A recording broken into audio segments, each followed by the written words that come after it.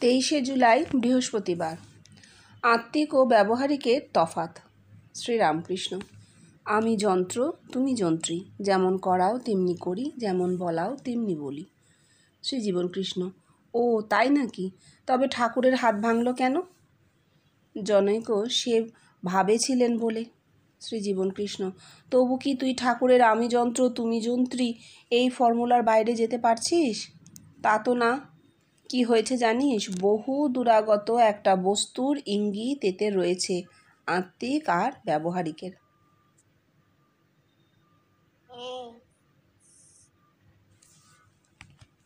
ওই যে ঠাকুরের কেন হাত ভাঙলো, ঠিক যা আলোচনা করছিলাম, দেখো মনে তাই ভাবলাম। ঠাকুরের তো অপাবৃদ্ধ শরীর, হ্যাঁ, তার তো এমন কোনো কর্ম থাকতে পারে না যার ফলে তার হাতটা ভাঙতে পারে, তাই না? ঠাকুর এই কথাটা অনেকবার বলেছেন, যেটা জীবনকৃষ্ণ অন্যভাবে নালিফাই করেছেন। ঠাকুর বলেছিলেন যে এই যে মানুষ আসে হাত পা হয়ে, গাছ জ্বলে ওঠে, শরীর খারাপ করে, এই সবার ভাইব্রেশনটা শরীরে গিয়ে শরীরে একটা অস্বস্তি হয়। এটা ঠাকুর অনেকবার বলেছেন। আবার কেউ কেউ ঠাকুরের অন্তরঙ্গ তারা বলেছেন অঙ্কের পাপ নিয়ে ঠাকুরের এই অসুখ, অর্থাৎ তার তো কোনো পাপ ছিল না, তার তো অপাপবিদ্ধ শরীর, তাহলে শরীরে এই রিয়াকশন কেন? আবার ঠাকুর বলেছেন শরীর থাকলে রোগ শোক সুখ দুঃখ সব থাকে, আমারই এই অবস্থা, তাহলে সংসারী লোকেদের না জানি কি। জীবনকৃষ্ণ সেইটাই বলেছেন যে শরীর থাকলে এগুলো থাকবে, পড়ে যাবে, হাত ভাঙবে, হ্যাঁ আমরা এটা দেখতে পাই। কিন্তু ঠাকুর যে বলছেন আমি যন্ত্র তুমি যন্ত্রী, আমার শরীরটা নয় যন্ত্র, পড়ে গিয়ে হাতটা ভেঙেছে, কিন্তু শরীরের ভেতর যন্ত্রী তো তুমি, তুমি সেটাকে আটকাতে পারলে না কেন? আমি তো নিজে কিছু করি না, তুমি করাও আমি করি, প্রত্যেকটা মানুষের ক্ষেত্রে তাই। যাকে আমরা বলছি সে অপরাধী, সে পাপী, সে তো জানে না সে কি করছে, তার ভেতর থেকে তাকে করানো হচ্ছে, ওইদিকে চালিত করা হচ্ছে তার স্বভাবে। তাহলে এই ক্ষেত্রে তো যন্ত্রী যা করাচ্ছে সে তাই করছে, তাহলে যন্ত্রী কথাটা মিথ্যে হয়ে যাচ্ছে কি? নিজের ইচ্ছে তো কেউ করতে পারে না কিছু, গাছের পাতাটাও নড়ে তার ইচ্ছে। এইখানে জীবনকৃষ্ণ বলছেন তোরা, একজন বলছে ভাবেছিলেন বলে তিনি পড়ে গিয়ে হাত ভেঙে গেছিল, তো বলছেন তবু কি তুই ঠাকুরের আমি যন্ত্র তুমি যন্ত্র এই ফর্মুলার বাইরে যেতে পারছিস? এই কথাটা তো সত্যি, দেহকে পরিচালনা করে আত্মা, এর বাইরে তো যেতে পারছিস না। কিন্তু আমরা বুঝতেও পারছি না যে কেন ঘটনাটা ঘটছে। যন্ত্রী যদি চালায়, তাহলে এই মানুষটার অপাবৃদ্ধ শরীরে যন্ত্রী এই ব্যথাটা কেন দিল, এই যন্ত্রণাটা কেন দিল, এটা ভাবছি, কিছুতেই বুঝতে পারছি না। উনি বলছেন এতে একটা ইঙ্গিত রয়েছে, খুব দুরাগত একটা বস্তুর ইঙ্গিত, আত্মিক আর ব্যবহারিকের। অর্থাৎ ব্যবহারিক জীবনে এই ঘটনাগুলো সবসময় যে কোনো পাপ, কোনো দোষ, তার প্রতিফল এইভাবে না দেখাই উচিত। আর মানুষটার আত্মিক জীবন যতই পুষ্ট হোক না কেন, ব্যবহারিকে তার যে একটা বিরাট উপকার হবে তা কিন্তু নয়, তার ব্যবহারিক জীবন যে খুব স্মুথ হয়ে চলবে তা কিন্তু নয়। আত্মিক জীবন পুষ্ট হতেই পারে, এমন বহু লোক আছে যাদের আত্মিক খুব পুষ্ট, কিন্তু ব্যবহারিক জীবনে তারা বহু দুঃখ কষ্ট সহ্য করেছে। আত্মিক আর ব্যবহারিকের যোগাযোগ এইরকম, ব্যবহারিকটা হচ্ছে যন্ত্র আর আত্মিক জীবন যন্ত্রীর জীবন। সুন্দর।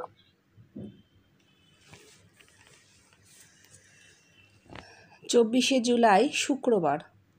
আত্মজ্ঞান, আমি আর জগতের মানুষ এক, প্রমাণ দেয় জগৎ। শ্রীজীবনকৃষ্ণ। বেদের এই একং সৎ, একই সৎ, এ এক কে বুদ্ধ বলে গেলেন শূন্যম। জগতের মানুষও তাই মেনে নিল। একবার ভাবলেও না যে সে নিজে এই জগতের বুকের ওপর এই দেহ নিয়ে বেশ মোটামুটি একটা স্থান জুড়ে রয়েছে, আর কাঁড়ি কাঁড়ি গিলছে আর বলছে শূন্যম। না, সে এক হলো মানুষ। ওরে তুই রে তুই, প্রমাণ তোরাই তার প্রমাণ। হ্যাঁ, বুদ্ধ আসলে আগম, তো নিগম নেই, সেই আগমের একটা অবস্থা, বোধ মাত্র, বোধ স্বরূপ অবস্থা বুদ্ধ। বোধস্বরূপকে চিন্তা করতে করতে বোধস্বরূপে লয়, ঠাকুর বলেছিলেন। সেইখানে সত্যি জগতের উপস্থিতি তো থাকে না, একাই থাকে মানুষ। সেই লীন হওয়া অবস্থাটা হচ্ছে বুদ্ধের অবস্থা। তো সেটা তো একক ব্যক্তি, বেশটি জগতে তো তার কোনো প্রমাণ নেই। বুদ্ধ প্রমাণ দিতে পারেনও নি, আর চেষ্টাও করেননি। সবাইকে বলেছেন আত্মদীপ ভব, নিজেকে জানতে চেষ্টা করো, নিজের ভেতরে প্রদীপটি জ্বালাও বলে চলে গেছেন। যেখানে বুদ্ধ শূন্যম বলছেন, সে কথাটা কিন্তু মোটেই জগতে খাটে না। সেটা তার ওই বোধস্বরূপ অবস্থা, যেখানে তিনি একাই আছেন, আর কিছু নেই। এই শূন্যম বাইরে বলার মধ্যে যে বললে কথার একটা এফেক্ট, এই কথার এফেক্টে 2500 বছর ধরে মানুষ শূন্য খুঁজে চলেছে। কোথায় কি আছে, শূন্য থেকে মহাশূন্যে চলে যাচ্ছে সে, কিন্তু কি দেখছে, শূন্য বলে আসলে কিছু নেই, সব স্থানই পূর্ণ হয়ে আছে, কিছু না কিছুতে পূর্ণ। এইটাই একটা মজার জিনিস, শূন্য বলে কিছু হয় না। আমরা যে অন্তত দেহ দিয়ে তো শূন্য আমরা কখনোই বুঝবো না। আর দেহাতীত অবস্থায় আমার অবস্থা কি আমি জানি না, তুমি জানো? বল, জানি না। তাহলে দেহ দিয়ে জগতের বুকে বসে আছি আমরা, জগৎ থেকে সমস্ত কিছু আহরণ করছি, আকাশ বাতাস জল খাদ্য সব আহরণ করছি, করে দেহ পুষ্ট থাকছে। সেইখানে জগৎ শূন্য বলাটা তো হাস্যকর হয়ে দাঁড়ায়। জগৎ ইটারনালি পজিটিভ, ব্রহ্ম সত্য, জগৎও সত্য। বুদ্ধর ওই কথাটা শঙ্করাচার্য নিয়েছিলেন, ব্রহ্ম সত্য জগৎ মিথ্যা শূন্যম। কিন্তু আমরা কি দেখছি, না মোটেই তা নয়।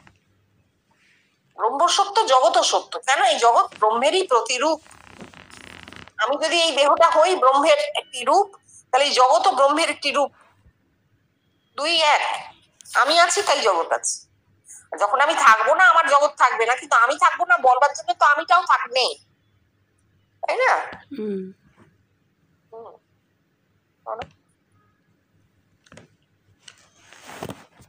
শ্রীরামকৃষ্ণ, আত্মজ্ঞান মানে কি? না দেহ আত্মা পৃথক বোধ হওয়া, খাপ তরোয়াল হয়ে যাওয়া। শ্রী জীবনকৃষ্ণ, অর্থাৎ এই বোধ হওয়া যে আমি দেহ নই, আমি আত্মা। বেশ, ঠাকুরের এই বোধ হয়ে যাওয়ার পর আর খেয়েছিলেন তো? না, খাননি।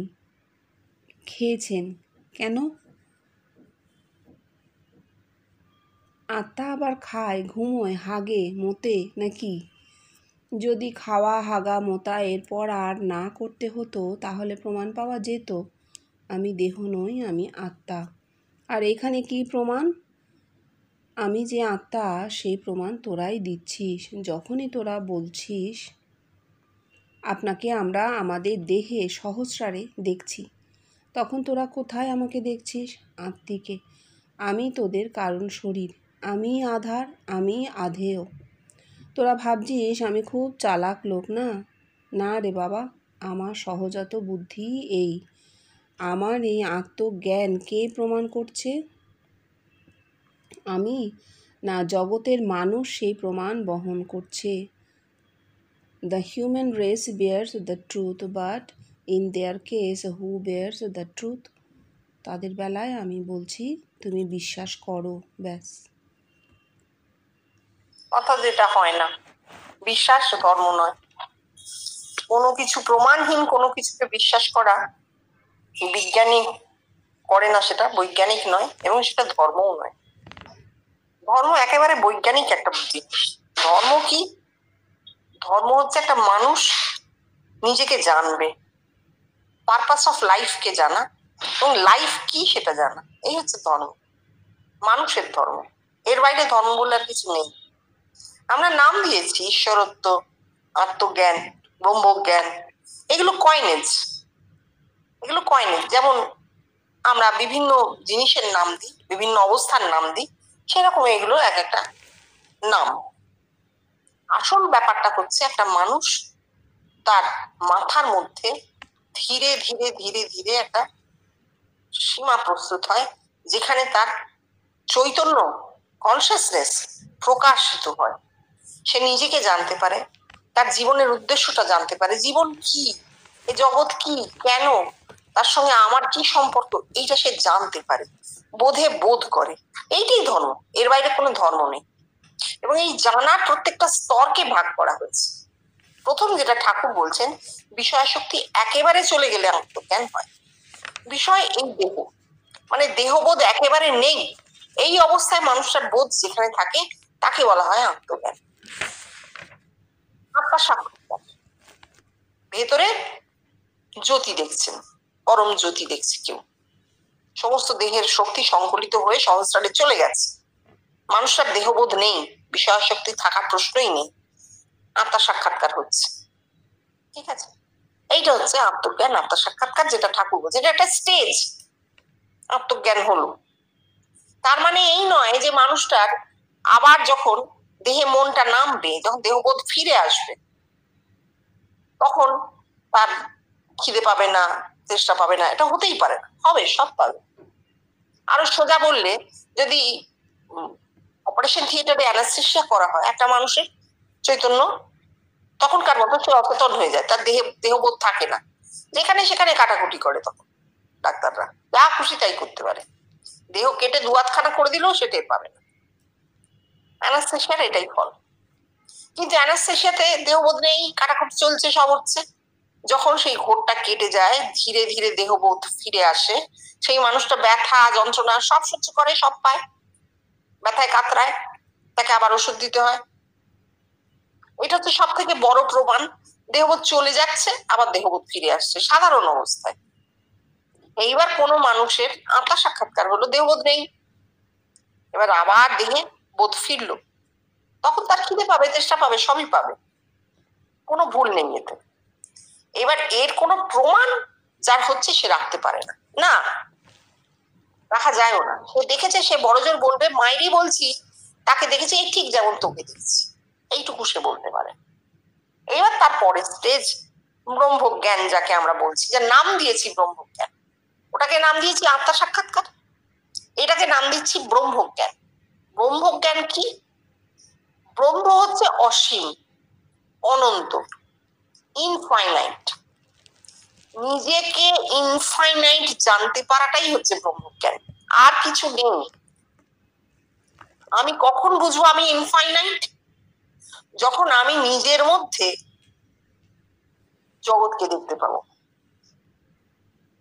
জীবনকৃষ্ণ বলছেন ব্রহ্মজ্ঞানের ফুট, অতীত বর্তমান ভবিষ্যৎ সব নিয়ে জগৎ, অজানা অচেনা মানুষ ফুটে উঠছে মাথার মধ্যে, দর্শনে, অনুভূতিতে, স্বপ্নে। জানা হচ্ছে জগৎটা মাথায় রয়েছে, আমার মাথায় হচ্ছে ইমেজটা, তাহলে আমি বই নিয়ে চলেছি এটাকে, এইখানে আমি ইনফাইনাইট। এই ইনফিনিটির সেন্সটাই হচ্ছে ব্রহ্মজ্ঞান। এবার সেটা প্রথম সূত্রপাত জীবন কৃষ্ণের কথা দিয়ে, পরম ব্রহ্মত্ব, তার পরম ব্রহ্মত্ব, এই জায়গাটা যদি আমরা আসি, আমি গন্ডি কাটবার চেষ্টা করছি যাতে বাইরের লোক শুনলে এটা না ভাবেন যে আমরা একটা গুরু কথা বলছি, না, গুরুবাদ নেই এখানে। যে এই যখন উনি বলছেন ওনার কথাটা, যে সেই সময় কি হয়েছিল, বহু লোক তাকে না জেনে, না শুনে, না দেখে স্বপ্নে দেখেছিল বা জাগ্রতে দেখেছিল। যখন এসে তাকে বলছে, চেতলার হাটে আপনাকে দেখেছিলাম, আপনি মাথায় টুপি পরে বসে আছেন, সে কি, তো গরু বেচা হাট, ওখানে আমি কি করবো? কবে দেখেছিলেন? 25 বছর আগে। 25 বছর আগে আমার এই বয়স, তার মানে যিনি দেখেছেন তার দর্শন হয়েছে। এরকম বহু লোক তার কাছে এসে জানিয়েছিলেন যে তাকে তারা এইভাবে দেখেছে। এই যারা দেখেছেন তারা কি দেখেছিলেন? ওই ব্রহ্মজ্ঞান তাদের হয়েছে। তারা ভেতরে এমন একটি লোককে দেখেছেন যিনি সম্পূর্ণ অজানা একজন পুরুষ, এবং ওই স্থানে ওই কালে তিনি নেইও, তাকে দেখেছেন। এবং কালক্রমে ঘটনাচক্রে তারা ঘরে এসে সেই কথাটা জানিয়েছেন, এবং আমরা বুঝতেই পারছি এমন অনেক লোক দেখেছেন যারা ঘটনাচক্রেই ঘরে আসতে পারেননি, সবাই সেই যোগাযোগ হয়ে ওঠেনি। যদি 20% লোক এসে থাকে বা 80% লোক আসতে পারেনি, তারা জানতেও পারেনি তাদের কি হয়েছে, তারা কি দেখেছে। কিন্তু হয়েছেটা কি, তাদের ওই গন্ডিটা কেটে গেছে। ওই একটি লোকের রূপ কেন দেখিয়েছে বারে বারে? যাতে প্রমাণিত হয়। একটা লোকের রূপ যদি অনেকে দেখে, তাহলে কি হচ্ছে, প্রমাণিত হচ্ছে, সত্যটা প্রমাণ হচ্ছে। বারবার ল্যাবরেটরিতে এক জিনিস তৈরি হচ্ছে, অক্সিজেন হাইড্রোজেন মিশিয়ে বারবার জল তৈরি হচ্ছে, তবে ওটা যে জল বোঝা যাচ্ছে, এও ঠিক তাই। বারবার ওই একটা লোককে দেখছে একই সময়, ওই সময়, তাহলে কি হচ্ছে, প্রমাণিত হচ্ছে যে হ্যাঁ এই হচ্ছে আমার স্বরূপ, এই আমার ভেতরে আমি ইনফাইনাইট হলে আমার রূপটা কিরকম হবে, এই রূপটা। এই হচ্ছে ব্রহ্মজ্ঞান। এবার উনি তো চলে গেছেন, উনি বলে গেলেন এই যে বাইরেও আছি ভেতরেও আছি, মানে কি মিলিয়ে নেওয়া যাচ্ছে, ব্যাপারটা ঘটে উঠছে এইভাবে মিলিয়ে নেওয়া যাচ্ছে। কেন আমার রূপ? কারণ আমার ওই আত্মজ্ঞানটা আগে হয়েছে, আমার আত্মজ্ঞানটা আগে হয়েছে। আমাদের হবে না, না তোদের হবে না, হবার দরকার নেই, আর জগতে ওটার দরকার নেই হবার। আত্মজ্ঞান হয়ে গেছে, এটা অদ্ভুত ব্যাপার। এবার যা হবে ব্রহ্মজ্ঞান। কেন? প্রত্যেকের মাথার মধ্যে ধীরে ধীরে ধীরে ধীরে জিনিসটা স্থান পাবে, সবাই বুঝবে যে কি হচ্ছে। হ্যাঁ, এটা তো উনি বলে গেছেন।